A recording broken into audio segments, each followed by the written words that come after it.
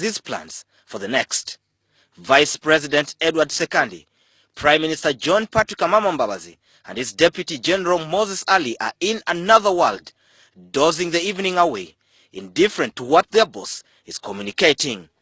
Not far away, Finance Minister Maria Chiwanuka as well joins the party, an incident quite strange and happens probably only in Uganda and a few other places. Had the president not been the one delivering the speech, okay, he would be sleeping too. These are the men and women that the president trusts to implement his vision of seeing Uganda transformed into a first world country in 50 years' time, and as such, many are raising questions on whether the decision of these top guns in government to sleep at such a critical hour does not affect their implementation as the nation continues to boast of terrible infrastructure, miserable roads, and yawning health facilities. It is really a very unfortunate situation because this is the time top officials in government really needed to pay a lot of attention. The same sleeping group is the one that the president enjoys working with. They are all tired, right from the president, the vice president, etc. Those are grandfathers who should, for the few hours they are awake, be playing with their grandchildren. As political leaders, they spearhead the transactions in ministries that are supposed to translate into effective service delivery. Probably the reason why most technocrats have emerged as power blocks, dictating events in the ministries. Indeed, the president at some point blamed some officials for not doing enough, citing Ministry of Health on maternal health and issues to do with NADS that the president says must be rethought.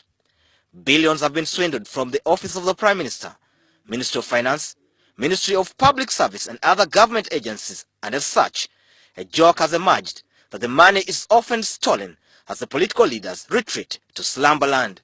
You cannot expect life to be better. One with a sleeping president, with a sleeping vice president, with a sleeping cabinet. If you looked at the red paper today, the headline is, "They have slept again." It is critical for the country to be reassured that these events do not play out as well in the day-to-day running of government business, where some have already complained about unnecessary bureaucracies and delays caused by officials who are not bothered or rather prefer to take their time. And yet, the president promised improved service delivery in the next financial year, and many will be looking out for its implementation. In any case, the resources are limited of members of parliament in the opposition. Think that Ugandans cannot understand that. You think Ugandans have not read the book of Genesis to know that things take time? Promising is one thing, delivery is another. And as people in charge continue to sleep during critical hours, the public might be worried as chances are that the promises could pass unnoticed. Some have argued that most top guns in government have since become weak, consumed by old age, yet they have never thought about hanging their political boots as the countries continue to suffer the repercussions of their tiredness.